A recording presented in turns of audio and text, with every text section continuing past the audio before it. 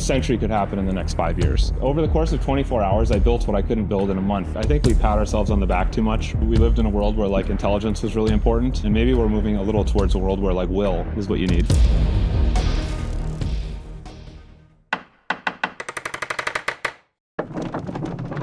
Sup, freaks? Before we get into the show, I just want to send a heartfelt thank you. Thank you for joining us. The growth of this channel over the last few years has been incredible, so I truly thank you for that. I'm going to say thank you and ask for one quick thing. Could you like this episode, subscribe to the channel, and if you like the conversation, join us in the comment section. Oh, God. Oh, God is right. Ladies and gentlemen, I regret to inform you that Justin Moon has got the itch again. And when Justin Moon gets the itch, things get not done. Drunk this time. I think every other time I've been on this podcast, I've been severely drunk. Yeah, dude. I mean, we've been talking behind the scenes. I was just showing you some of the work I've been doing. Well, you haven't been doing it. Yeah. You've been having work done, as they say, in LA. Yes. I have my clanker. I have my clanker working on it, as people like to say. I don't know. We've been talking a lot about this for over a year now. I mean, you taught me how to vibe code about a year ago. You and Anthony. No, still in Austin, and a lot has happened since then. And I think even when we did the BTC++ thing, I remember talking to you after that, and you're like, "Yeah, I don't know what I want to do. I don't got the itch for anything. I'm gonna take time." Yeah. And then in recent weeks, we've been talking, and you told me you have the itch again, and you're itching because it seems like we've reached a tipping point in terms of what is possible with these LLMs, these agents, and how far we can push freedom tech specifically. Yeah, exactly. Why don't you walk us through? Yeah, I feel like right now, just in the last like month or two, so I've been, for the last year, like, I left Fetty like a year and a half ago or so, and was just kind of taking a break for a couple of months, and then Alex Gladstein reached out and was like, "Hey, we're starting an AI program with HRF. Would you like to help?" And I'm like, "Sure, I'll help kind of on the side though, because I'm not really ready for a full-time thing." And, so helped like, a little bit part-time. And so I had like a nice kind of front row seat to just kind of watch and just play around with stuff. And I think that's one of the most important things to do. That's been the most useful thing for me, to just play. And I was just listening to a podcast on the way here with the Peter Steinberger guy, the OpenClaw guy. And he's like, that's what he did the same thing. He sold a company, took 3 years off, came back and just played for like a year and played with tools. So, like I think I've probably vibe coded like probably 200-300 projects over the last year, and had like a very specific like decision not to ship anything. Right? To feel no pressure to ship or to be productive at all, just to play and have fun. And this is actually Milian from Primal kind of helped me understand this. He's talking about like a previous company he did. He's like, don't hurry back into it, because that's kind of I was actually, I tried to hurry back into it this time too, and it was like, I just need to take some time off. And so that's what I did for like a year. Played around with it a lot, kind of through the HRF capacity. Went to Sovereign Engineering twice, which is Gigi and Pablo's little idea factory in Madeira. You show up in an island and meet up with a group of people, and every week you try to like ship something new. And this last one, I think every day I was trying to not ship, but like build something new, build a prototype that is usable by the other people in the cohort, but not something that's going to change the world necessarily. Experiment with new ideas. And so, that's kind of what I've been doing for the last like year, basically, just playing around with these things, learning. And then just over the last couple of weeks, it just starts to feel like it's like, okay, like timing is always everything. Like if you try really hard at the wrong time, it doesn't work, and it has felt over the last like month or two, it's like, okay, now is like, we have like a window for things, I'm starting to get the feel. I wouldn't have said this 2 weeks ago, but like even maybe a month ago, but it's starting to feel like, like a century could happen in the next 5 years. In the sense that like maybe not that much has happened since World War II. We kind of live in the same world that the Korean War happened in, or something. You know what I mean? Like, it's not like a lot of things have changed. Like, we have more technology, and we have the internet. We have, so certain cultural things have changed. We have rock and roll a little more than we did back then. But it's like, it's not that much different in like 75 years. And like, I don't know, it seems like the world in many different ways is kind of unraveling.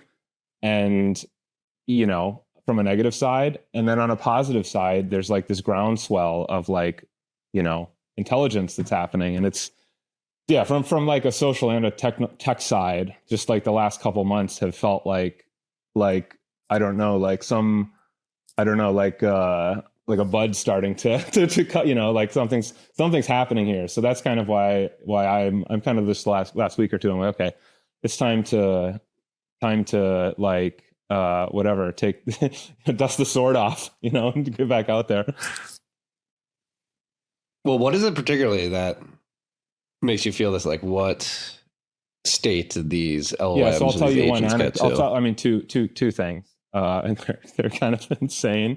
I mean, I feel a little bit like I'm always every day. I'm like, to what degree do I have AI psychosis right now? Like, I try to be, you know. So like on one thing, so the first time I went to the software engineering program, you know, I tried to. The goal was to enjoy programming again, because like that was my profession for a long time, and then I hated it for a while. I really didn't like sitting down at the computer every time I tried. I kind of didn't enjoy it, and I missed it.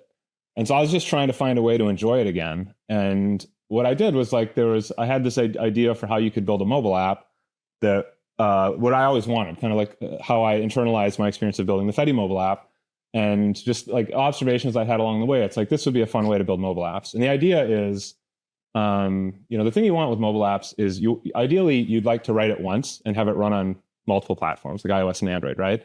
And that's kind of the holy grail. It's half as much work, and so that's why something like React Native became very popular, and Flutter. So that's kind of the premise.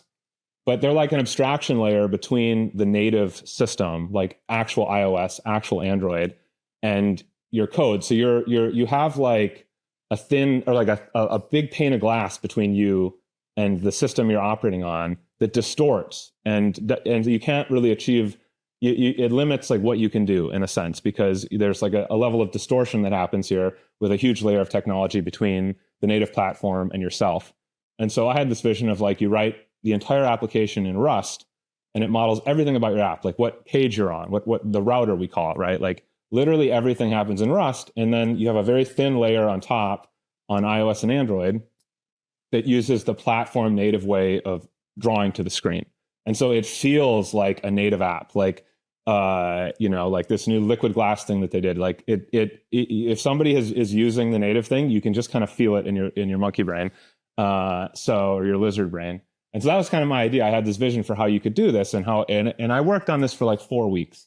And I kind of almost got there, but couldn't quite ship it.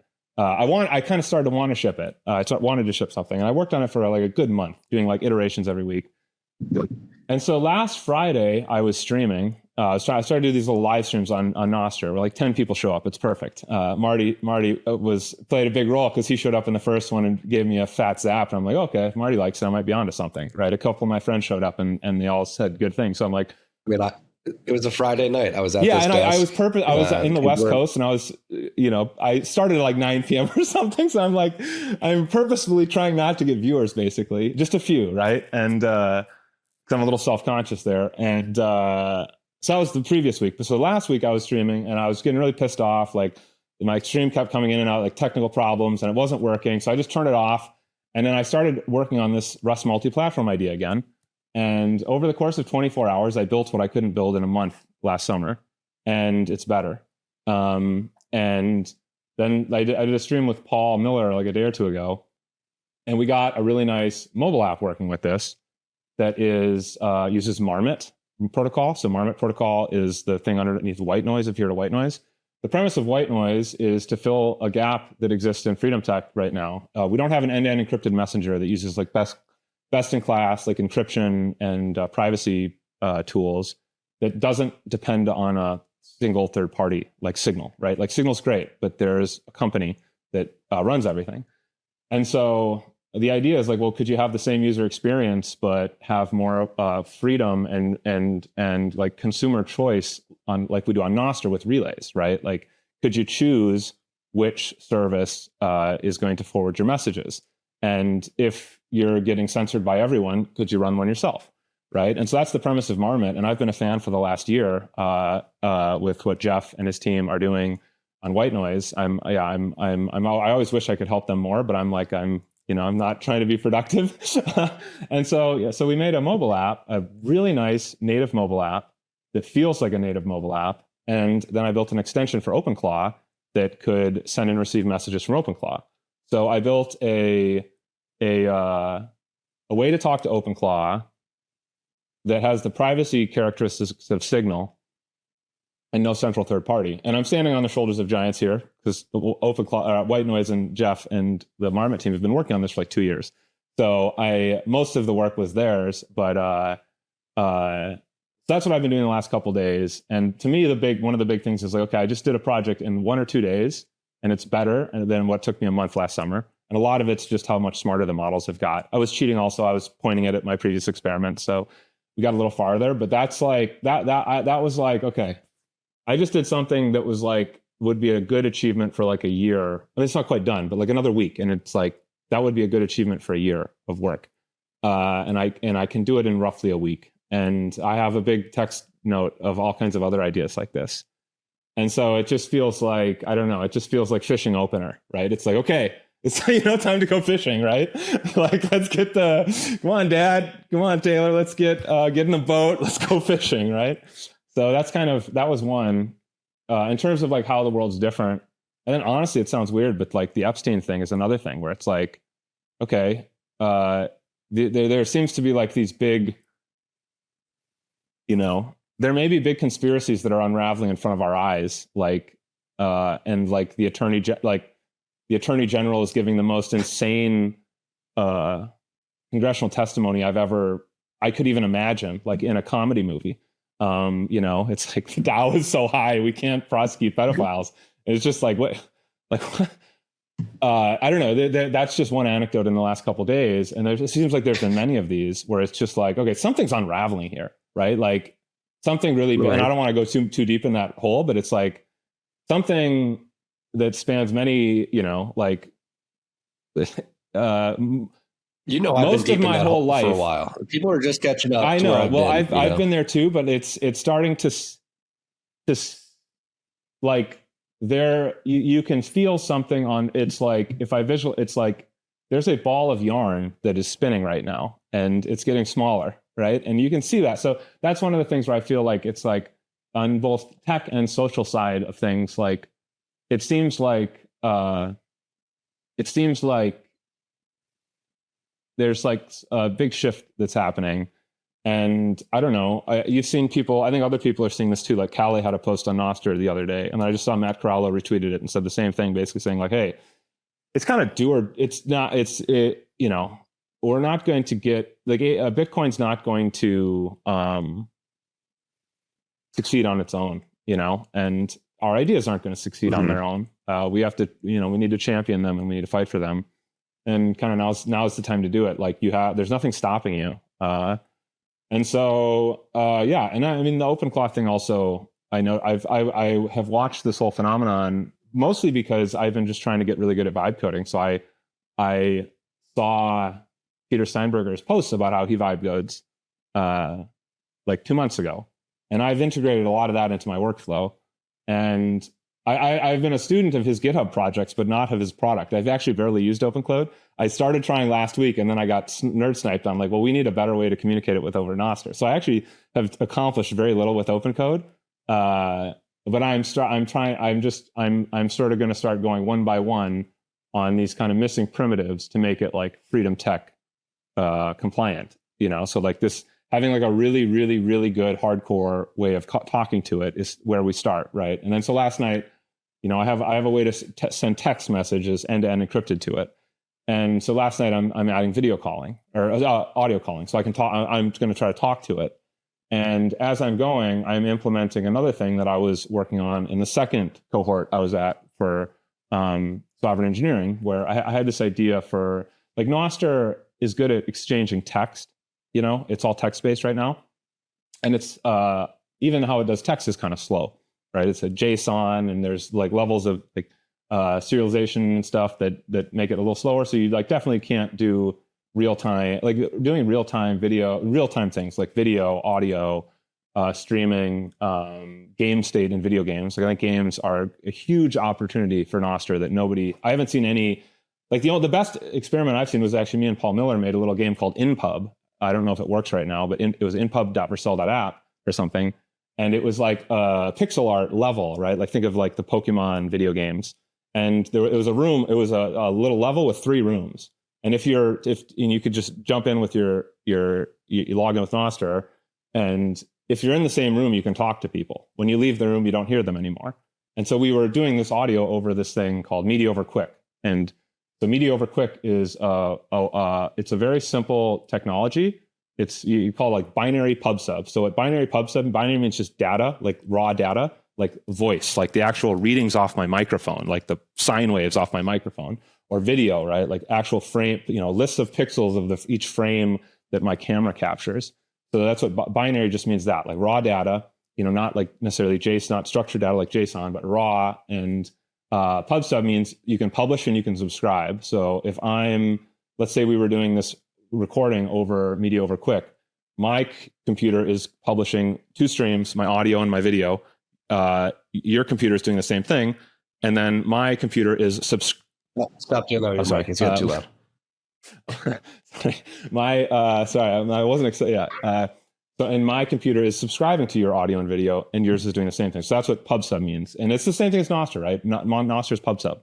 You publish and you subscribe, right? And it's a very similar architecture to Nostr, where you have a really dumb server, like a Nostr relay doesn't really know anything. It enforces some NIPs, right? Like it checks signatures, but it doesn't really know the business logic of the Primal web app, for example. Doesn't know shit about that. The client is smarter, right? And so that's kind of how we achieve this nice middle ground of kind of censorship resistance, where it's not like fully peer-to-peer and buggy, but we're also not going to a third party. So like x.com, right? And so it's like a level of, it's distributed enough to not have this centralization risks, but it also works, right? And so this Media over Quick technology is like a cool thing because it's very similar to Nostr. And so, yeah, I'm kind of trying to build a stack. The last 2 days, I'm trying to build a stack for real-time over Nostr that I think is more aligned to the Nostr principles than the WebRTC, which is what like Primal and Zapstream and stuff use now, just because that's the standard, right? Like not blaming them or anything. That's what everyone uses. And WebRTC is like an insane thing, right? It's a browser standard. It's a standard that went into the web. This is an official standard every browser has to implement. And it was basically Google shipping their Google Meet, like their web app, their app as a browser standard. And they made it so complicated that Safari and Firefox, the 2 other major browser vendors that actually implement their own browser engine, they just use Google's code. It's so complicated and it's so complex that they don't bother to implement it themselves. They just ship Google's code. So it's kind of an insane thing where we talked about like regulatory capture. This is like specification capture, right? Like the big tech platforms make the web so complex that now you can't build a new browser, right? That was the idea for a long time. It's like, and I think it's on purpose because someone like Apple, the last thing they want is more browsers, right? Because the browser is the only way you can route around the App Store on iOS, right? It's the only way you can run arbitrary code without having to go, without having permission through their walled garden. So they want like tight control over that, right? And this was one of the other projects I did during this year is I built a browser, and I learned all this stuff about how I think browsers are, it's kind of one of the reasons why the web died is like, you just had these big tech platforms have full control over this, what was this like beautiful ground up thing. And it stopped being that way once these big companies and their committees got control over it. So that's TLDR, right? Like in 2-3 days, I built the thing I spent the first sovereign engineering cohort building. And then now in 2-3 days, I'm getting close to building the one I tried to do in the second one. And both these sovereign engineering cohorts, I failed to finish them. And now in a couple of days, it feels like I'm going to get it to work. And the end result is that I have like a beautiful, simple, fast, native feeling mobile app that can talk to my bot either over text or voice or soon video. And I can also do all this with my friends over in a mobile app, and I can talk to white noise and other things, right? So it's like, if you don't like my app, you can use white noise, which is beautiful, right? Like you don't get captured into one client either. And so it's just like, dang, we're in a new world. It's time to hit the gas. What's up, freaks? This rip is brought to you by our good friends at Silent. Silent creates everyday Faraday gear that protects your hardware. We're in Bitcoin. We have a lot of hardware that we need to secure. Your wallet emits signals that can leave you vulnerable. You want to pick up Silent's gear, put your hardware in that. I have a tap signer right here. I got the Silent card holder, replaced my wallet. I was using Ridge Wallet because it's secured against RFID signal jacking. Silent, the card holder, does the same thing. It's much sleeker, fits in my pocket much easier. I also have the Faraday phone sleeve, which you can put a hardware wallet in. We're actually using it for our keys at the house too. There's been a lot of robberies. They have essential Faraday slings, Faraday backpacks. It's a Bitcoin company. They're running on a Bitcoin standard. They have a Bitcoin treasury. They accept Bitcoin via Strike. So go to slnt.com/TFTC to get 15% off anything, or simply just use the code TFTC when shopping at slnt.com. Patented technology, special operations approved. It has free shipping as well. So go check it out. What's up, freaks? If you've been listening for a while, you've probably heard us talk about BitKey. It's a Bitcoin wallet built for people who want self-custody to actually fit into their lives. BitKey is a private multi-sig wallet that removes the biggest point of failure in traditional self-custody, the seed phrase, no ceremony, nothing to hide, and no single mistake that can put your Bitcoin at risk. Things get lost. Hey, we know that. Phones get replaced. Life happens. BitKey is designed so your Bitcoin stays secure and recoverable without demanding constant attention or expertise. And because it's built for the long term, inheritance is built in, so your Bitcoin can move securely into the next generation. It's Bitcoin self-custody built for real life. And for February only, freaks, for you guys only, listeners can get BitKey for $99 using the code TFTC99. Go to bitkey.world. That's BitKey, BITKEY.world. Use the code TFTC99 to get a BitKey for $99. You can go directly to the bitkey.world site if you're watching on YouTube in our store below. Yeah, I think you're honing in on a few things here. But I think most importantly is that I think people are looking at what's happening in AI, particularly with the hyperscalers and the closed source models. They're saying, oh, they're gonna what they say goes moving forward. Like they're the new Google. It may be Google, maybe Facebook.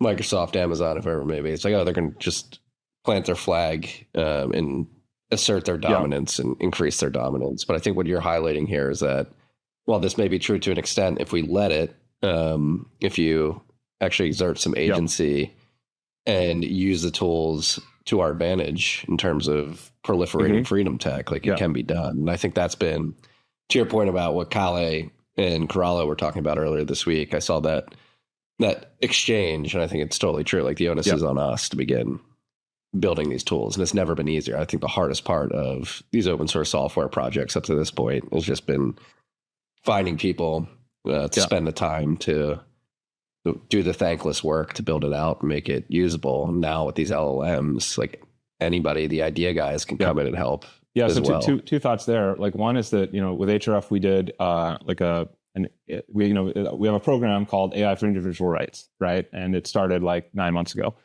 And so we did a big event in San Francisco in November called the AI Summit. And so there's this guy, Ramez, he's at Ramez on X or Twitter, he's a sci-fi writer, and he had a great talk. If you can find it, I would encourage anyone to listen to it. I think it was posted somewhere. And so his talk was about, one of the things he pointed out was that like a year ago, everyone was scared that you'd have a runaway winner. And a year ago, it looked like it would be OpenAI or Google or something. I mean, OpenAI was created because Elon Musk was scared that Google would be the runaway winner. And then that OpenAI happened. And then Anthropic was created out of OpenAI engineers because they were scared that OpenAI would be the runaway winner and they would control everyone's destiny. And who knows, in a few years that might happen. But in the last year, there's been zero evidence. It's gotten more and more competitive. And I think, I haven't tried them yet, but in the last day or two, you had GLM5 and Minimax 2.5 released. These are both Chinese open source, open weight models that are damn near as good as Opus 4.6 or whatever we're on right now. And of course, that was released a while ago. So Anthropic is cooked. Yeah, that was released earlier this week. But like the 4X models, like it could be, this is like Anthropic is probably cooking up version 5 that Anthropic will reassert a lead here soon, but even the open source models are, Sam Altman like complaining to the government. Apparently I saw on some news story that like they're distilling his models and like, hey, you can't copy my copy machine, right? Like, and so I think that's really encouraging that it's becoming, instead of having a winner take all runaway scenario, the natural like dynamics of the technology are making it extremely, extremely competitive. And it's maybe a race to the bottom in some sense. And any model that gets out there can kind of be copied, right? Like, apparently, like according to Sam Altman, right? That's the state of the world right now. So that's one thing on, being dominated by central parties. And the other thing is like, well, you can just build it now.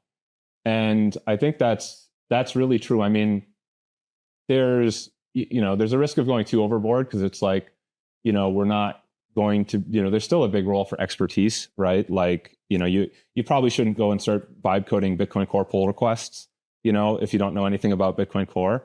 But at the same time, like if you've always wanted to understand Bitcoin Core and you've never been a programmer before, but you're interested in Bitcoin, like you can fire up Codex and Claude Code, have it clone Bitcoin Core and start trying to build stuff. And like, you're going to have the best education on how the Bitcoin software actually works, the nuts and bolts that was possible a couple years ago. Like if you went to the Chain Code Labs residencies and stuff, you probably wouldn't get as good of an education as you would if you just locked yourself in a room for 2 weeks and tried to modify Bitcoin Core to do different things, right? Like, try changing the supply schedule, right? Like try changing how the networking works, or try doing all kinds of different things, and you'll learn a ton. Have it give you tutorials.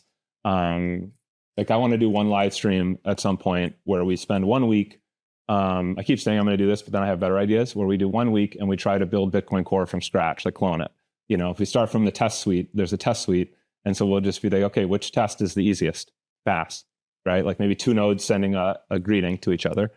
Okay, now we're one of 300 tests or however many tests there are, right?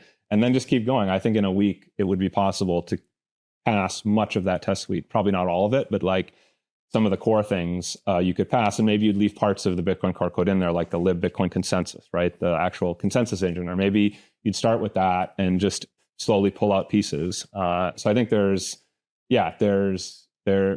on the other hand, it's like there's a possibility to build, like we've lived in a world where you sort of choose software off the shelf, right? You used to buy it and it showed up in a CD, or you got it at Best Buy or something, right? And then now we move to a world where it's like you download it in an app store, or you have you go to a SaaS website. And so it's in any case, it's choosing off the shelf, right? You're choosing software off the shelf, and you're using software that wasn't made for you. And very few people have had the opportunity to build software directly for themselves. You had to be a programmer, and that's changing. Like that's one of the things I think that's most exciting, is that it's going to invert kind of how software is created. It's not, you don't start with a market, you start with yourself and you build something for yourself, right? And so you've been experiencing this. And I can tell one fun anecdote that we did. This is probably the thing I'm with HRF, the thing I've been most excited about here recently, is we did a hackathon. Alex mentioned, like, what do you think about a hackathon? And my initial, doing a hackathon for AI, and my initial thing was like, that's a terrible idea. Hackathons stink. The ideas are bad, and there's no distribution afterwards. Like no one ever uses them. And then after thinking some more, I was like, wait, well, if we did something where like we took the democracy, human rights activists that HRF supports, right? Like, people think of like student organizers at Tiananmen Square, or like people who are trying to turn Venezuela into a freer society, or places like that. What if we matched one of those people up who has a lot of ideas, who have good ideas, like real ideas, but they don't know how to do it, right? Match those up with like the people who came to my meetup in BitDevs for all these years, right? So one of these activists with like 3 hardcore developers, and the activist brings the idea, the developers build it, they teach kind of the activists how it works, and they see the life cycle of a software creation. They get to see how software is made. And then afterwards, the activist tries to leverage their network to distribute it and to get the Freedom Tech tools out there with an existing audience, instead of us trying to kind of create audiences. And so we did this hackathon, and I was hoping like we got 1 or 2 cool projects. All 8 of them were cool. Eight amazing projects. All the devs loved it because they got to work on something really concrete. Like, and that's one of the big problems. Like if you've ever gotten like one of these open source grants in our system, like our ecosystem, it's often like you don't really have a clear optimization loop. Like you don't know if you're winning or not, right? And that's one of the hardest things to succeed as like an open source dev in Bitcoin is like you need to bring that yourself. It needs to be in your own psychology. And so like, I don't know, like we mentioned Callie, like that's something I think he's really good at. He has a North Star in his head of what is good or not, right? And like some of the really successful Bitcoin core developers probably who are able to put up with years of pain, they have a North Star. And but most people don't have that. And so many people fail when they get a grant. And so a lot of the devs are like, this is really awesome. I basically just get to see what's working. You show me what's working and what isn't. And then, the activists were obviously very happy because they got to see what's possible now. And they actually had to build something and now their communities are using it in some cases. So this is really exciting, and we'll see more announcements about like what's actually getting built here. That's just a great example of how new things are possible, where you start with somebody who has a problem and you get, either them or with the help of like one or two people over a weekend, they can make something happen. Building on those projects, I think that's one question that most people have. And I did too. Like last year, like when we were back in Austin, I was vibe coding the Chrome extension. It's crazy to think how far things have come. Yeah. Since then. But that's like been the number one question I've been getting. I've been setting up my brother, my cousin. I was the first one at 1031 to test the stuff out. And they were like, oh, is it like really, is it really worth it? Like, what do you do? Like, what value does it provide you for OpenClaw specifically? And I was like, guys, you just got to download it and try it for yourself. And so in terms of how you would advise any curious individual listening to this or out there who may have just apprehensions to dive in because they're not technically competent or don't know what they would do with it, like, what is the 0 to 1 step they should take? And then how do they use this? Because I think that's the most important thing I've learned using OpenClaw specifically over the last month is like you need to really focus on setting up the back end, the memory system, feeding it context, giving it skills and markdown files to pull from to really get the most out of it.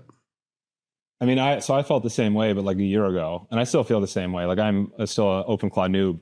I've barely used it. I've mostly just hacked on it. I've spent a lot. Like I know how it works on a very detailed level, but I haven't actually I've gotten, I could say 0 value out of it so far, just because I haven't really tried yet, because I get nerd sniped on stuff. But yeah, so I always felt like, I don't know, I have Cody Lowe is like a friend of mine who just always jumps on the newest thing. And I'm a little more conservative. Like I'm not an early adopter. I'm like that second wave of adoption, and like the famous graph. So I'm always like a hater at the beginning. Like I was joking, I think maybe with you at some event once where I'm like, yeah, I'm just a hater. Like when I heard of Bitcoin, I hated it for a couple of years. Same with Lightning, same with Nostr, and same with AI. Like every time I say, I kind of make fun of it for a few years. And then at some point there's something that totally destroys my preconceptions of what it was. Like, for Bitcoin, it was somebody started gambling on it that I would never expect to do. Like and so I was like, oh, so this could go mainstream via speculation. Oh, okay, this is not just like a thing for nerds, right? And with Lightning, it was like seeing eCash and being like, okay, so you don't need to run a node on your phone, right? Like there's like a nice middle ground that is totally doable right now. And you can get really good privacy, there's other, in Nostr, it was kind of going to these sovereign engineering things. I don't think I quite got it after the first one, but 12 weeks with Gigi and Pablo did it for me. And AI was just like seeing, vibe coding. And, but it took a while with AI to get it. Like a new thing would always happen. I would be very resistant to it. I remember Anthony Ronnie was telling me for like a week or 2 weeks like a year ago that I had to try Claude Code. And I'm just like, no, it just sounds like difficult and it sounds painful. And I don't want to change my habits. So I think that's what everyone is. And for me, the thing that helped me to get around that was to just not take it seriously at all. Like just be like, I'm just going to F around here a little bit. And I'm not even going to try to have a good time. I'm not even going to try to be productive. Like I'm going to just play with it. Like I'm a kid in a sandbox, I'm going to get my hands dirty and just kind of have fun. And I don't know, treat it like, I kind of think it's like, I don't know, like treat the tool like you're an anthropologist studying like a lost tribe. And just like, okay, so how does it communicate, or like what can it do? What can't it do? Like, does it know the number 0, right? Like, have they found the wheel yet? Like just sort of play with it on that level, as like an anthropologist would, and try to build a mental model of what it can do. Like find the line, if you can find the line between what it can do and what it can't do. And then if you can figure out why, And then if you can eventually get it to cross that line by tweaking something, it's like now that's kind of peak performance, right? Like that's what, so if you do that, then almost accidentally you'll start to be productive, right? And so that's kind of what I would encourage people to do is if you're struggling with it, like just stop taking it so seriously. Don't, you can't be scared you're going to lose your job or you got to get fear out of the equation, I think. And or just have fun with it. Just, just embrace the fear or something, right? You can't let the fear dominate you. Cause I think, because it's a new thing. It's like encountering an alien kind of, right? Like it is kind of, it's scary, right? And it's uncomfortable.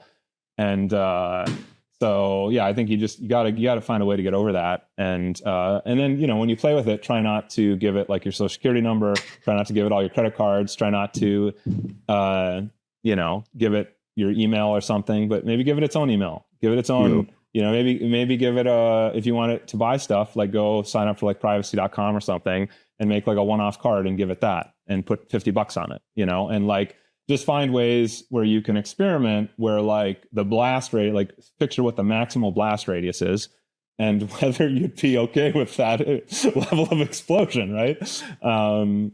And so, yeah, a big part of that is education, right? Like, and that's one thing I'm going to try to do more. Like that's actually how I got into Bitcoin, was teaching people about it. And I've been doing that kind of steadily this whole time. And so I think it's really important to have mental models on like what's actually happening. Like, you don't have to understand all the details or look at the code or like, but like when you talk about what a skill is, like what is an AI skill? Like, if that just is a word to you, it's going to impair your ability to do stuff. Like you have to have some mental model of what that actually means. And so like I just did a podcast with Preston like a couple days ago, and we tried to explain what Claude Code is, OpenClaw is, if you had, assuming no knowledge of AI at all, like just from scratch. And so like, I want to do more stuff like that because it's I think a lot of people, like when I started teaching stuff in Bitcoin, I was trying to teach people how to like integrate with the protocol as developers. And what happened is the people who were most interested were actually the plebs who weren't a developer, who just wanted to understand basically their investment more. They're like, I trust my life with this thing. It would be really nice if I understood it better. Right. And they were very empowered, right? Like, we did one of the things I did in my class these like 7 years ago was like, we built like a little mini version of Bitcoin and like a small computer program you could run on your thing. And we'd add each feature one by one, like difficulty adjustment. And so after you did that, you had like a framework of what is actually happening in Bitcoin Core that you didn't previously. And so, yeah, I think I want to do more stuff like that to help people understand the building blocks and just have mental models. And then so when you're setting up your OpenClaw and it's like, you got to think about, well, do I give it my phone number or do I give it its own phone number? Like you can kind of understand what the trade-offs are, because you can't, if you just read a manual and with recommendations and you don't understand what they actually mean, you kind of can't make informed decisions, right? So I think education is really important part of it, because without a little education, you can't make informed decisions. Yeah. I like the way you describe the sandbox, the act like an anthropologist. That's how I've been describing it to people. I'm like, just download it. Yeah. And then spend the time to map the territory. That's how I've been explaining it. Yeah. Like and get reps in. Like that's one thing I am glad I did is like, the sovereign, it was almost by accident. It was like, I was trying to learn to enjoy programming again, went to sovereign engineering. Paul Miller showed us cursor on the first day and we're all like, what the hell is that? Right. And so the first one, the whole thing was us trying all these like vibe coding tools. And, I just got reps in. Like I said, I've done like 300 or 400 projects without trying to be productive. And that's been, I think, very empowering, because now I think I've gotten really good at this just because I've done it so much. And so, I don't, if you're a busy person, you don't have to do 300 or 400 projects, but like, don't try to install Claude or OpenClaw and expect it to run your business on day one. Like if you get to maybe find some annoying thing that is not getting done, that could be done. And if it fails, it doesn't matter. But if it succeeds, it would be kind of cool. And you'd use it. That's another thing. It's like, if you can build things that, like, that's why OpenClaw is cool, because it's a lot easier to get a little benefit from in your own life, like a little tiny thing. So I have like my little personal note-taking app that I've had for like 5 or 6, 7 years. And so that's the only thing I've had my OpenClaw do, is it can talk to my notes. And that's valuable. And so now that's what gets me back into it. So if you can find like a little tiny little thing like that, that makes it somewhat useful, then you get like a feedback loop going where you're like, okay, well, its personality is starting to piss me off. How do I, stop being so positive, or, something like that. Right. And then you start tweaking it, and then you're off to the races. Yeah. I think the first thing for me in a TFTC was decks, like decks for advertisers. We had doing like a couple of deals, and a couple of the advertisers were adamant about me getting them a media kit and deck. And it's always been the bane of my existence. I've used like Google presentation or Google Slides to make them. They always look terrible. I'm always embarrassed handing them over. Yeah. It's a very small operation here. Don't have any designers or marketing people. Yeah. And I was able to spin up OpenClaw, basically gave it like a very long sort of prompt in the beginning, telling it about the business, what we do, all the properties we have. Gave it access to a read-only YouTube API key, has access to our RSS feeds, has access to a third-party Twitter API where it can find people talking about us. So I was like, okay, here's the advertiser. Yeah. Here's what they're looking to buy. Like, make a deck, pumping the brand, showing the growth of our properties over the last 5 years, getting reviews from fans. Like, literally was in bed at 1 a.m. one night typing this into Telegram, and 3 minutes later it had the best looking deck that we've ever sent out at TFTC. Yeah. I mean, I do think that one of the moves, it's like, how to move forward here. You kind of have two options.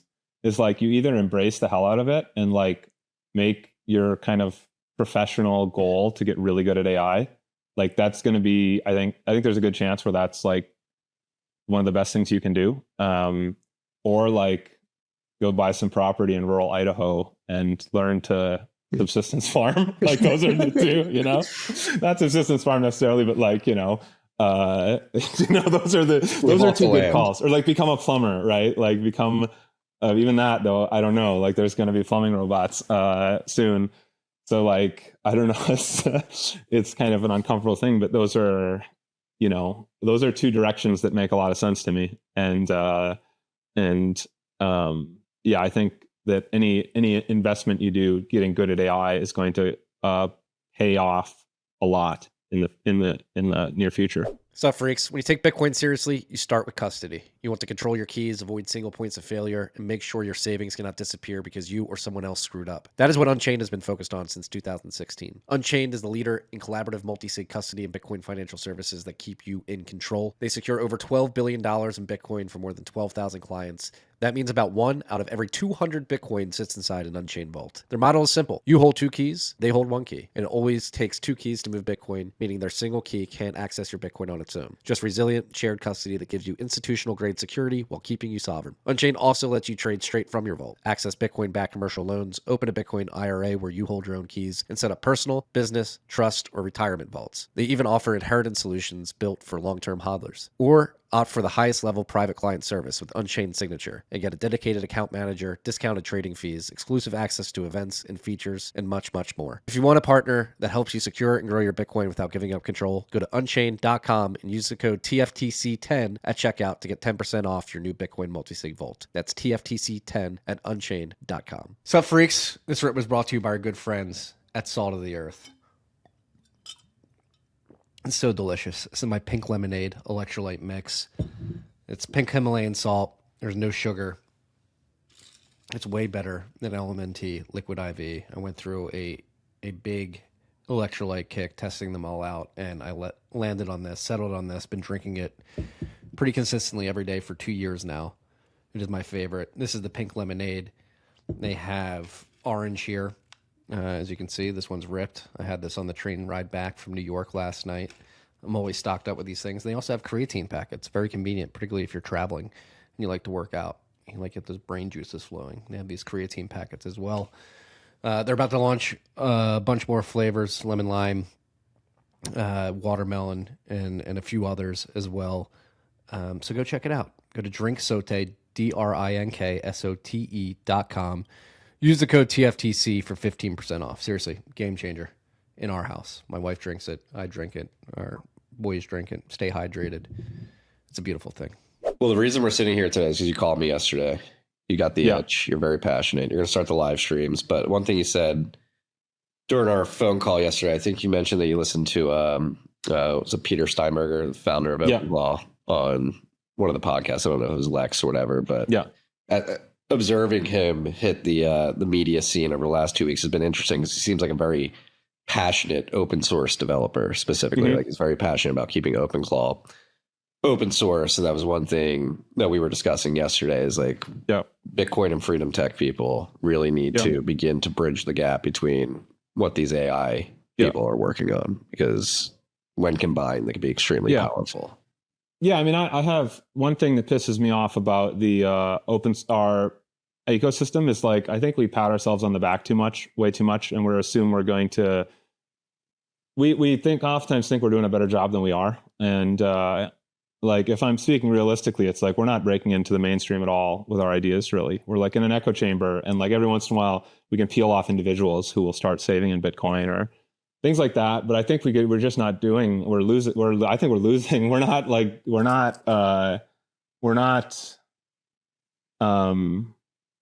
getting our message out well enough, and we're not winning in the market as much, right? Like, you know, Nick Carter, I think, has a good point where he's like, well, everyone's using stablecoins now, you know, the train left, and for medium of exchange. And it's like, yeah, that's true. And I think we should think about that a little more. And maybe it was destined to happen, but like, you know, I think in some sense, maybe it was, because it's just like not having to not having to deal with like price fluctuations is really nice. But there's some of these things I think we should be more introspective about. And, you know, it's much healthier to think that we're failing and try to not fail than to think that we're succeeding and forget to not, you know, to be a little paranoid. So that's kind of what I think. And, you know, I think that we have a lot of really good values in this little ecosystem we have, you know, like towards, you know, individual freedom and, you know, being in control of trying to help people be in control of their lives, right? Like to not be a slave to the modern industrial system and, you know, to the people, I won't use the epithet I would like to, the people who control the money, you know, and I think we've done, like, there's a lot of really good values we have. We're kind of like Ron Paul, you know, like we're like, our community is like a community version of Ron Paul. And I think we're right on a lot of things, but like Ron Paul never really made it happen, right? You know, the Fed's still there. So I think we should really try to get our ideas out there like much harder than we can. And so that's kind of what I've decided, because I think we all need to think about it. It's like, okay, like let's say a lot of the white collar work that many of us do gets automated, and much of the blue collar work that some of us do, right? Like I hope to God no backhoe can replace Stony Bitson, for example, but maybe that's coming, right? So, you know, I think you got to think about like, okay, so like if a lot of the things that I used to define myself on, like professionally or whatever, how I used to bring home the bacon gets replaced, it's like you got to think about like, what are you uniquely, like what do you have to add that is like specifically you, like what is, and like, you know, and like it's like rooted in your actual humanity, not like some thing you learned from a book, right? And so for me, I think it's like I really like teaching people and building communities and stuff like that. I did that with this class I did years ago. I did that with BitDevs and did that with the Vetiment developer community. And so that's kind of what I want to get back. For me personally, that's what I kind of decided. It's like, okay, I want to do that and then just try to really blast our ideas out there, like build really cool stuff in public, like this marmot thing I'm making, or like, you know, so the next one is once I get this video streaming, or when I get this, you know, mobile app working, I want to help us get like an actual proper Discord replacement, because that's what we need. Like I'd like to have a Discord for this, but I don't want to use Discord, right? And so we have one called Flotilla, which works well in some ways, but it doesn't have calling. And like calling was the thing that made Discord blow up, right? Like people would just get in those voice calls and just like hang out while they're playing video games. And so kind of I just want to go through one by one of these things that I want to make, and I want to build them in public, and I want to have people in there with me. I want to show people how to make pull requests. And, you know, like next week I'm going to do one with Parker Lewis where he has this idea for a butcher shop he wants to do with a software component. And so I'm like, he was working on it in a spreadsheet. I'm like, You want to come on the live stream and build your butcher shop app, And so we're going to try stuff like that, right? And if anybody else has like these sorts of ideas where it's like, hey, this is a cool thing I've always wanted to do, but I don't think I have either the skills or the confidence to do it, like I want to figure out some way where they can basically book it, right? And so I have like a way like, hey, next Thursday's open. I'm going to take the best submission, and it's going to be a full day of making it happen. So that's kind of my so with an education component, but then also like I'm going to ship these apps. I'm going to ship all this. And I'm going to try to make it usable for normal people who don't have like an ideological reason to use it. I wanted, so like, let's say, so in a month, Discord is going to start scanning faces and IDs to use it. Yep. Right. Right now, no one's going to be switching to Nostr, quite frankly.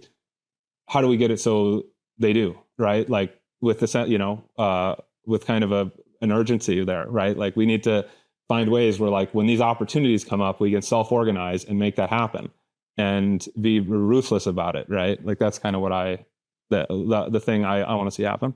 Yeah. Well, leaning into this bridging between the Bitcoin freedom tech world, which I agree is in a bubble, and I agree we think we're doing way better than we actually are. Bridging what we're doing with this explosion of capabilities coming out of AI, and again, going back to OpenClaw. And Peter Steinberger specifically, I didn't watch the whole Friedman rip that he did, but I caught a clip where they were talking about just like as soon as OpenClaw, it started with ClaudeBot, somebody spun up a ClaudeBot meme coin, yep. Then it went to MoltBot, they spun up and like yep. Ultimately landed on OpenClaw, meme coin came, and then all the crypto bros sort of completely just turn off Peter Steinberger specifically, yeah. I'm sure many others on top yeah. of that. And I think yeah. that we've talked about this throughout the years. Like that's an uphill battle that we face as Bitcoiners, is separating ourselves from those degenerates, but then also we have our own problems as well. It can be too ideological at times and let perfect be the enemy of good enough. And so like just diving into like your view of like the correct tact to take when trying to present the solutions that we think are worthwhile in terms of trying to bring them to the world and implementing them at scale. Yeah, I mean, I think a lot of it is where nobody cares how a problem is solved. They care that the problem's solved, right? And so, like, I know BitChat's a good example, right? Like Callie's been killing it. He's one of the few of us that I think is actually, I mean, I think he could do a lot better too. And I'm sure he would agree. Like he's continually trying to prove, but he's been able to bridge this gap. And so with like BitChat was an interesting example where it's like, there's an NSEX in there. Nobody knows there's NSEX in there. They don't know what an NSEC is, right? They don't care about peer-to-peer networking and Bluetooth meshes and shit like that. They care about being able to self-organize when the internet's off, And so that's a way. I mean, I don't think it was initially conceived this way, but I think it succeeded this way, where it solves a problem for people, and the people who have the problem solved don't care how. And that's always the case, right? People like Bitcoin because it preserves their purchasing power, right? Or allows them to transact internationally where they couldn't. They don't care about, they care about how the supply schedule only afterwards, really, or what I mean? Like most people don't care about how. And so I think we kind of get a little bit too hung up on how and not on like what, and actually, fixing like an end user need. So I think that's like a really interesting example. And I think this OpenClaw is interesting too, because it's like a big wave. So that's one thing, is like, being more focused on the actually really solving a real thing. But that's pretty obvious. But again, we don't really do it. So, so it's not as obvious as it should be. And I don't do it either, right? Like, I think, yeah. So, I mean, another one is like, I think we could do better. Like I think we have an opportunity here with OpenClaw to help ride this wave and show, get on this wave, and then, with our little Freedom Tech board, and say like, so here's a way to not be dependent, here's a really good end-to-end encrypted thing that has voice call, like this can do, maybe we can make something that's better than communicating over Signal, right? This is the most private one. Let's use this, right? Or you know, your agent just got its card canceled, like, and it needs to buy a VPS, right? Like, can we make the payments aspect there really good, right? Like the money dev kit, I think, is an interesting example where it not called the Bitcoin dev kit, you know, it's the money dev kit. It doesn't, you know, it's like, can it actually solve problems, right? Like, I think that's a good tact where it's like, hey, can we solve, you know, agent pain points, right? Or like the Discord, like, you know, being aware of what's failing. There's lots of shit's going to fail here the next couple of years, right? So when you see a ship going down, we should all go around it like little parasites, you know, like little maggots, and just try to suck a little flesh off, you know, like if when Discord starts scanning faces, if we have something that doesn't scan faces that has enough of the features and isn't very hard to use, that, you know, that could bring in tons of things. And then, yeah, the other thing is like the stuff with working with these activists, right? Like one interesting hackathon project was from Leopoldo Lopez, who used to be the mayor of Caracas in Venezuela, and he's kind of fighting to make Venezuela freer. And he always had this problem where he wanted his people to use Nostr so that they have like a censorship resistant way of organizing, right? And so, you know, he had a problem where, you know, he had an opportunity where he had a lot of people with real problems who in theory could be solved by Nostr, but when they got in, everything was talking about Bitcoin. So it's like an inauthentic experience, right? And so at this hackathon, he kind of solved that problem by working with Alex Gleason and the team at Soapbox. You know, Alex built Truth Social, for example. So he's like, he knows how to build stuff. And now they're starting to test it and roll it out with an existing community, like the distribution, right? Like start from distribution. That's another heuristic, is like anywhere where we can start from distribution and not start from a solution, you know, and not necessarily like start from like a good user experience. Like, what's something that we can do that works? It's like, well, how could we get like 1 million people to use something, right? And you know, if you saw that, I think the stuff with BitChat in Uganda, I think a big part of that was World Liberty Congress, which Leopoldo helped found, did a lot of training on how to use this, right? So it's like, you know, start from distribution, right? And then you get a lot of users. That's created more npubs than I have, for sure, than you have, than most of us have, right? So I think that's another heuristic, but I don't have the answers. Those are just a couple thoughts. I'm trying to figure it out as well. And also just like, just iterate quickly. Like if something's not working, don't keep trying. You know, that's, I think, one of the ones that we should be mindful of, right? Like fail really fast. Like that's another thing I think we could all get better at, is like, if it's not working, you want to know, and you move on to the next thing. You're seeing what I've been able to do with OpenClaw over the last month. Yeah. And we've had many of these iterations. Like, I want you to do this. I want you to do that. And it's like, not good enough. Marty's no computer scientist. No, you know this. You know this. I'm left side of the bell curve. I can speak. That's about it. And write. But it is mind blowing. The potential is there. And like, it's funny. Like I told you, I had a 1:30 a.m. night last night, was in a flow state between 10 and 1:30, and I felt really good. But like what kept creeping into my mind is like, who's out there doing the same thing, and like, are they values aligned with me? And if the answer is no, like we need to work hard and like lean into this as hard as possible to win this. And I think that's something that everybody in Bitcoin needs to recognize. And it's been fun seeing people hop on the OpenClaw sort of wave over the last couple of weeks as the early adopters, I would include myself in that, basically got in and said, hey, this thing's really powerful. You have people like Brad Mills. Yeah.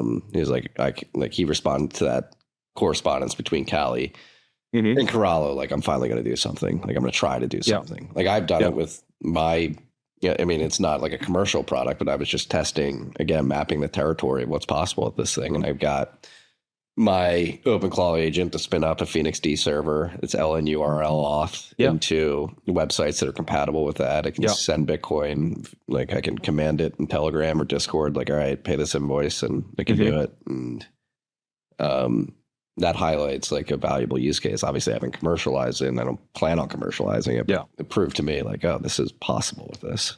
I think one of the other interesting things too is like, I mean, the start from distribution is like one way to do it, but then the other way is like what kind of like tiny little economies could we build with our, like, if let's say 50 of us have these OpenClaw agents, like how could we get a little economy that's like $50 a day, but it's actually like running, like, because like these big snowballs often start really small, right? So it's like, let's say 100 of us, 50 of us have these OpenClaws. Like, in what way could we kind of incubate a little economy between them, right? Like, I don't know if this is like, I don't know if anyone has actually trying to design this, like get this, it's happening organically, right? But if we put a little more, tried to facilitate that more and ran more experiments together, like collectively, we could find something, because that's it is a two-sided marketplace, right? And so everyone's with their OpenClaw agents right now trying to use Bitcoin on the demand, mostly on the demand side, right? And so we have this big supply side of the problem, so if we put a little bit more onto the supply side, maybe we could get like a little thing going, and it's collectively, we all have to be able to see. So, okay, if my agent is doing this and your agent is doing, we got to notice these patterns. And it's like, okay, well, how can we start to snowball this, right? Yeah. That's another really interesting one. These like little experiments, maybe something really big could grow out of that. Because like with Bitcoin payments, it's not going to grow out of Silicon Valley people. They're not going to do it. The agent's not going to do this themselves too, right? That's a huge misunderstanding out there. Like, and I thought I was naive to think like, the agents will pick Bitcoin, but they will do whatever you prompt them to do. Even that, but also it's like what's in the training data, right? Like everything, they've read the whole internet. Everything is dollars and stuff. They're not like primed to do Bitcoin. And it's certainly no one in OpenAI is going to be like reinforcement learning, training them after reading the whole internet to do this, right? Like it could be an emergent behavior over time if like Stripe and them don't get their shit together. But that like Visa and Stripe and all these people are going to just be bending over backwards and to let this happen. And, Trump administration is going to let them. They're not going to, if they're not following the rules exactly, but they're enabling the AI thing. And, the Dow is 51,000. Like, what's Pam Bondi going to do about that? Right? Like you think she's going to prosecute a credit card company? No, they're going to get their shit together probably. So yeah, like I think this one is going to take very concerted human effort. It's not going to a very concerted human effort will certainly help. Yeah, I would actually flip the supply and demand. I think the supply is there. Like there's plenty of Bitcoiners who have Bitcoin and want to use it, but like the demand from merchants to receive the Bitcoin is the problem right now. And the ease of facilitating that transaction, which gets to the point. Like what are your thoughts on just the form factor of how we interact with the internet changing? Like point and click, I'm pretty much convinced is going away in the next decade. Yeah. Like, and how you actually build these apps. What I found most helpful is like my OpenClaw has a Chromium based browser on his server, but he doesn't use it that much anymore because I figured I've learned like when he tries to use it, it can't get stuff done. And I try to have it interact with sites that have APIs because it makes it much easier. And I don't know. I haven't thought about this that much, but it's interesting because the internet, or like the web, let's say, started as like about document sharing, right? Like HTML is a document format. And there's a way about kind of sharing documents and information. And now it's flipped where it's about application distribution. That's what JavaScript is like, and that's why JavaScript kind of took over. And so now it's like these applications. And so I think what and this was Peter Steinberger's point, he's like, applications are going to kind of go away, and every useful application will become like an API, which is just an easy way for an agent to interact with the back end of the system without dealing with the front end, right? So like, if you want to buy Bitcoin, it won't be going through the River web app. It'll be going through the River API without having to go through clicking on forums, right? But I think there's still a big value in documents, right? Like a human, we're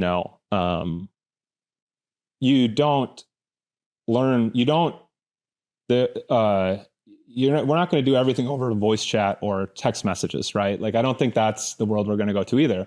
I think there's still going to be a lot of value in actual visual representation and visual kind of experiences, but maybe the documents are going to be created kind of ad hoc as you interact with the agents. Like, that's what I've been doing. Like, I had a system where I don't use it anymore, but I built like a coding agent. Like, I built like one of everything over the last year. I built an operating system. Yeah, I built an Android operating system. I built an operating system on top of mainline Linux that could boot on an Android phone. I think it was the Fairphone, and paint the screen blue without any Java code, right? So like, that was interesting. That's something where if I had a big ass budget to do whatever the hell I want, I would build that, like build a new, built on our ideas. Like that would be fun. What was I saying? The coding agent. So I built this coding agent, and the one unique thing it had is that, I found myself not wanting to actually read the code to check that it's, in the beginning, you, as a programmer, you want to read the code and see if it's right. And then at a certain point, you stop caring about, you sort of trust that it's right or right enough. And you care about whether you understand it or not. Because if you don't understand what's happening at a certain point, it's harder to prompt. Because you don't know, if you want to say, I want to change XYZ, if you don't know some of the terms inside the code base, like it's hard to have that discussion. So I built a little system where when my coding agent was done, it would prepare me a tutorial, and it would break the changes it did into little chunks, and it would show me the little code and then a little English explanation. And I could just sort of use the arrow keys to hop back and forth. And I think that's kind of the world we're going to move to, is where, so that's the documents, right? So a document explaining what's happening. And so I think that's we're going to kind of go full circle back to the original web, where it's like, we do interact with documents, but they come, the agent interacts with applications, and we kind of read documents and to understand what's going on, but they're created on the fly by your agent. So that's one of the things, like this is like MCP apps. Like that's one of these things that just came out, where like you can have an MCP server that can spit out UI, right? And so that's like, I think that's going to be, I think the agents are going to become more visual here soon. It's not going to be like staring at a wall of text. Staring at a wall of text is not great. They'll use things like diagrams and images, animations, video. They'll just make you a video. If you're asking how about a certain thing, it will just like generate you a video on the fly and explaining it, like your own personal YouTube, So yeah, I think that's kind of my thoughts on the subject. I mean, I've been talking with a couple of our friends, have had a couple of 3-hour late night conversations with them. One of which, I'm not going to dox him on the show, but I'll tell you after. Like, he's been on the tip of the spear of many of these technologies for many decades now. And the way he was describing it to me is like, we're just turning into projectionists. Like that deck I sent you before we hit record. Like I just was like, hey, I need this. Like I didn't go to Figma or Canvas or something to make it. I just had a conversation with my agent and projected the deck that I wanted exactly as needed. And I think bring it back to like form, like that's, like you said, that's where I think we're going. It's just like you tell this thing, if you want to see something, you just tell it to visualize it. Yeah, I mean, one way to think about it is like, I think we lived in a world where like intelligence was really important. Like being really smart was the thing you needed the last like 50 years. And maybe we're moving a little towards a world where like will is what you need, like you need will. You need to just like, or agency or will, like will's the older word for it. And, maybe that's kind of what you needed in the Bronze Age or something, right? Like you needed will. That's how you're going to survive, as will. That's something I've been saying the last couple months is like, hopefully these technologies trigger that realization in people. Like all you need is agency. Like you just, because what I'm doing, like you said, I'm not a programmer. I'm left side of the bell curve caveman, but to my credit, I think I have the will to just play around with stuff. That's why you're succeeding. That's why you're doing it. It's the will. And I think that's why Peter Steinberger built that. He's like, nobody's building this. I want to do this. He noticed this problem for like 6 months. He was waiting for someone to build this and it didn't happen. He just locked himself in his room for 3 months and just started absolutely blasting away. Like just, like he's going through a rock face, had the full screen up and just like pedal to the metal. And that's the irony is like, that is probably the most intellectually stimulated he's ever been. And he was like he made the most popular way of reading PDFs on mobile phones, I think previously. Right. So, so it's like, if you really lean into it, it can be really, really stimulating, really hard, right? More so than just like programming and remembering syntax was. So, that's going to be like, it's like, a lot of people are turning their brain off. And the other side is like, you can you can turn it on much more, right? Where you're just like, really exerting yourself. I mean, you mentioned it earlier, but these models are progressing rather rapidly, and it's not clear who the winner is going to be. How do you approach experimenting with like the new frontier models? I don't know if this is the right way to do it, but I'm a little conservative. Like I try not to FOMO, right? So it's like this GLM and Mini Max came out. I might try them next week, I usually don't, the Opus Fast and the Codex Fast just came out. I might try them next week, like I try to get a simple workflow that kind of works for me. And then, like one of the pitfalls is you get like, this is one of the themes in the last year is like a lot of people learn vibe coding and they spend a lot of time like getting their setup just right and like getting all these complex workflows. And you see like Peter Steinberg, where he's like, I just open a terminal up and I split it into rows and I just blast away, right? Like it's not, you don't have to like figure out the perfect system, and you don't have to chase every shiny new thing. Experiment a little and find something that works. And then that's kind of how I approach it. I try not to chase too many shiny objects. Like GLM 5 is not going to change my life. So I'm happy with the Codex and Claude setup I have now. Maybe I'll try it. I'm trying to use Maple a little more. So maybe when they come out in Maple, I'll use them. But that's kind of how I do it. I don't know if it's right or wrong. I'm happy you brought them up because I'm very excited for what Maple's doing. And like thinking of like the ideal sovereign stack, what would that look like in your mind? Sovereign / private. I mean, the ideal sovereign stack is like I think it's going to be a little bit of a mix, like, I mean, if you want to be really sovereign, like one thing you want is to use the smartest model, regardless of where it came from, right? Like, if you have a really hard problem, you want to have the sharpest, like, projectile. So that's one thing that's helpful for sovereignty. Another one is like, it would be really nice if you could use the best thing you can locally. So I think a lot of people are going to spend, I think over the next year, there's a lot of us that are going to spend a shocking amount of money on hardware. Like, there's going to be a lot of us that spend tens of thousands of dollars on hardware this year. You told me you're buying 2 laptops yesterday. I have to restrain myself at the moment. Yeah, the CapEx, man. This is a CapEx intensive business. Yeah, so I think a lot of us, I think that's going to happen. Like we're going to, there's going to be a lot of that. And I think, Maple's a cool thing because it's a middle ground where you get to use, you get some of the privacy of Maple's the best you can do privacy wise if you don't want to spend 20 grand on hardware. Right. And so that's really powerful as well. But I think there's a lot of people who are going to be like, if you're somewhat successful, it's like, having an agent you can say anything, roughly anything to.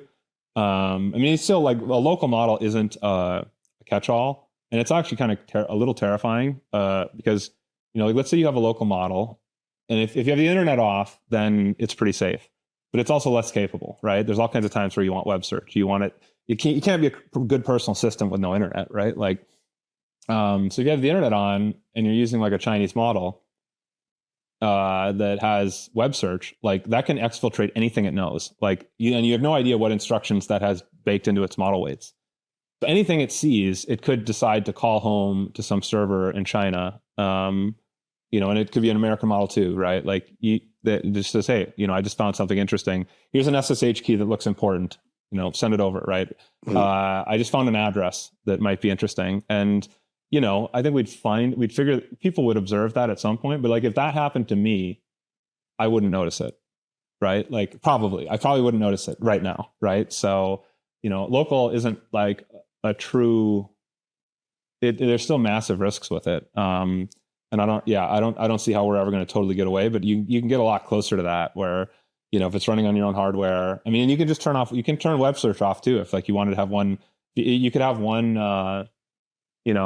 mode or set of memories where you just like, I mean, if you had a hardware kill switch on the thing that could, I mean, the tough thing is like, yeah, when you turn it back on, it could always outsmart you. But, like if you had a hardware kill switch for the internet and then have a different hard drive plugged in and then detach it, right? Like, kind of like framework laptops where they have like these hardware things. I mean, I think we could jimmy rig stuff like that up where like you can kind of have you can kind of switch back and forth between your offline agent, which can be like your confessor, basically, right? Like this can be like your priest almost, machine priest, where you tell it things that you wouldn't maybe tell your spouse, and you can kind of figure stuff out, right? And then you connect it, detach, connect it back to the internet, and it can book a haircut for you. So I don't know. I think stuff like that will, I think this year we're going to see a lot of. I think by this time next year, many more of us will be using local models on hardware we own. Yeah, I've got my OpenClaw running in a VPS right now. I'm learning a lot. Too. It's like I've been learning. Well, I mean, how fun is it? Like, think of how much you've learned about how the internet works and how computers work, right? Like, I've never set up a server before. Yeah, exactly. So this is one of the things. Like, one of the best things about learning to be a programmer when it was like 10, 15 years ago for me was this like, oh my gosh, so that's how a website works, or that's where the internet comes from, right? Like, that's what. Understanding where files go, like what is a file, right? Like there's all these things that it's very, very empowering to understand how a computer works. And I feel like you couldn't really do that in the past unless you'd learned some programming, because like you can't really learn something until you interact with it. And so that's like one of the things that I think is going to be really cool, is that many of those people are going to get this like kind of hands-on experience of how computers work, and then build that mental model, which opens up so many different things, right? Like if you understand what a server is and you know how to set one up, then all of a sudden you'll have all these things in daily life that could be done if you had a server that was always on, right? And that you didn't have to like open up an app on your computer to pound on it to get something to happen, right? And so when you learn that, now you just have a whole new toolkit to attack life with, right? So I think that's going to be really, that is one of the big things we've had in the last couple of decades is computers. But I think many people, like the original idea of like Steve Jobs, this like bicycle for the mind, I don't think you think of like how Zoomers experience computers, it's like the opposite. This is like the Plato's cave for the mind, right? Like it's like the opposite of what Steve Jobs was envisioning. And I think the hope, like for myself, and I know like Alex and the Href team, for example, this is why we're doing that is, and a lot of us Bitcoiners who are trying to work on it is like to make it more like a bicycle for the mind, like a motorcycle for the mind, right? Like something that's a little more leveraged. Setting the server up, and then so like what you just described is happening to me in real time. So like I have cron jobs running on bank websites, waiting for them to release a research report in a PDF. And then it downloads the PDF, puts it in a folder, and I'm pointing a certain prompt at that folder to basically distill the research of that banking app and then presenting it in other ways. Like I understand it's like, oh, if I hook up to these banking websites, I'm running cron jobs and they're issuing PDFs on a certain cadence, and the cron job runs new PDF, download, put it in this folder in Dropbox. Once the new file's in that folder in Dropbox, it knows to trigger a prompt to read what's the new file and then get a distillation of the information. So like I'm learning like, oh, this is how all this interacts. Yeah, so that's like, I think we're going into a world where coding is dying, right? Coding is going away as a thing. Like I was a professional coder for a long time and I'm not anymore. I don't code anymore. But I do program, and you've never been a programmer, but now you are. Like what you were just describing is computer programming. You are programming computers to do things for you. So like you are a computer programmer now. You're not a coder. You'll never be one, and you weren't one previously, but you're a programmer now. And you're going to get better and better and better. And I think this is accessible to anybody who has some will and some ideas about what's missing in the world. And that's also something that, the insights that are leading you to do this exact task, which I don't understand, is something that your actual human experience is showing you is valuable, right? So this is like the idea of, I haven't read this stuff for a while, but like, the idea of like why capitalism works, right? It's that you have this, it's like an economizing knowledge, right? There's the thing that like a guy who grows a cow will notice about the market or the conditions or the weather that allows him to like produce value in a way that a central planner couldn't, right? And so I think there's all these things where people have their own life experiences where they'll see opportunities for computer programming, really, that no AI is going to spit out, right? Like, I mean, it's funny. One thing I liked when I was doing, I was demoing like these things to people, and I kept asking the AI to tell me a joke. Like it's the first thing I get it working. I say, tell me a joke. And you do numerous sessions and they'd always tell the same joke, right? Because they just pick in the middle of a distribution, right? And so they're not going to have many different ideas. They're not going to notice opportunities. I mean, maybe in the future they will, but currently they don't. And I think that's, the thing we all got to figure out is like, well, so what in my life experience and my, humanity do I see ways to serve other people, right? Yeah. No, it's like, I'll just pull it up. So like this example, and it's allowed us to launch, sorry, freaks, I'm not writing this, but it is trained on my data, everything I've written, and I will continue to write as a human. But that like banking example, like now every day these banks are releasing research reports, and I can surface that signal to people. So this morning, Morgan Stanley's financial team, it's calling the current AI-driven sell-off a cascading event that started. Like, so it's like, okay, here's what Morgan Stanley's thinking about this AI thing. Yeah. I mean, this is kind of an example of what I was talking about earlier, is like maybe the internet goes a little bit back more to documents, right? Like ephemeral documents. Like that's an example. That's the same thing as my code editor showing me this explanation of my coding agent showing me this explanation of what it's just did, right? Like repackaging some information for a human that's only really useful for a day or two or a week, and then news passes. But like I think that's really neat. It's amazing. Yeah, it's cool that I'm a computer programmer now. It feels good. Yeah. I Marty, first of his name. You bestow the title upon me. Yeah. What, I mean, we've touched on it, job disruption. Like using this, again, like I do think we really need to engender a spirit of agency, will, and a go-get-em attitude. I think it's lacking in the world right now. But if we can successfully do that, and who knows if that's possible, maybe there's a distribution of people who just naturally have willpower and agency, and maybe it's a minority. I hope it's not. I like to think you can instill those values in people. But what do you think the future of work looks like? Is this like 10,000 flowers bloom, or is it you get the permanent underclass? AI is interesting because it's like a second industrial revolution, or like it's a follow-on of the industrial revolution, a consequence of the industrial revolution. Like this is the industrial revolution continuing to go. And like what are some of the legacies of the industrial revolution, right? Well, like is like everything got systematized, and everything got measured and weighed, and there's a little box for everything. And then so for people from an early age, they just get beat into a shape so they can plug in, right? And so we really beat the will out of young people to fit into this like industrial system, right? And like there is an opt out by becoming an entrepreneur. Like, you go either that way into fitting in, or you just totally embrace not fitting in, and you can succeed there because the industrial capitalist system needs some people that are have their hands on the dials, right? And so the interesting thing about AI is that like the people who are going to succeed with it are the ones who have the willpower and don't fit it, the more the entrepreneurial spirit.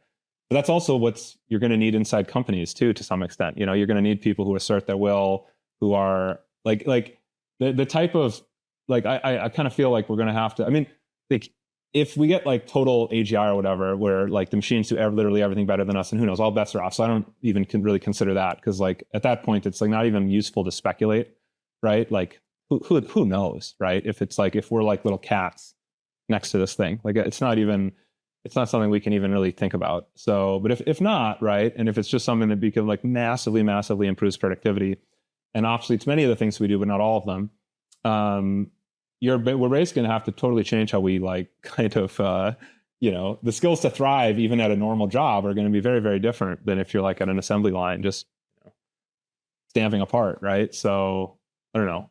I have no idea. But that's one of the things I think about, where, you look at how what people do in college or what people do in high school, and it's like, Jesus, this is not preparing them at all for the future that I see that's coming.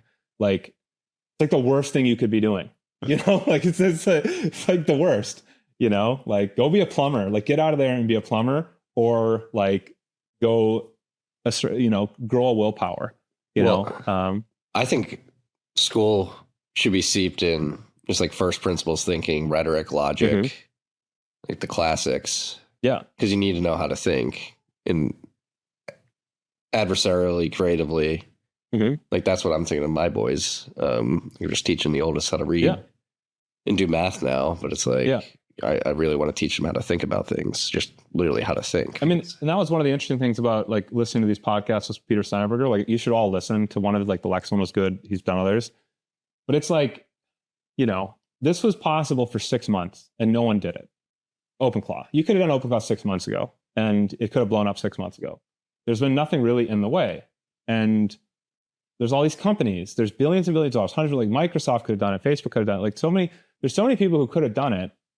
And the models were smart enough. Like what was different about this guy? And it's like that he approached it both very systematically and critically and was thinking from first principles.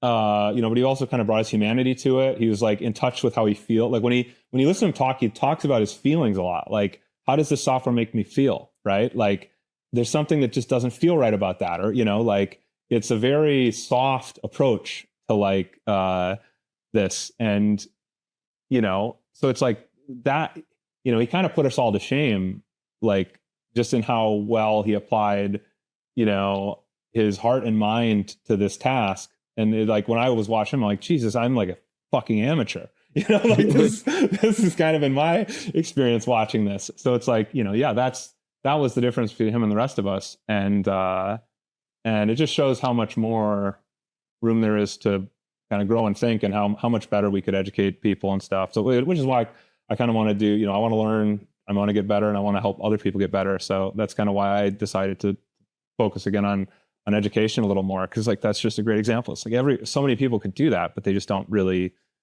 they don't know how. You think somebody else is going to do it? If not you, then who? Yeah. I mean, this is a good opportunity to wrap up. I know you got to go here in 10, but yep. Where can people find your live streams? Right now they're not showing me, but I think you're expanding. They're kind of hidden right now. But yeah, just look for me on Nostr and, follow me on Twitter, Justin Moon, or X. And I'm kind of trying to get good before I like.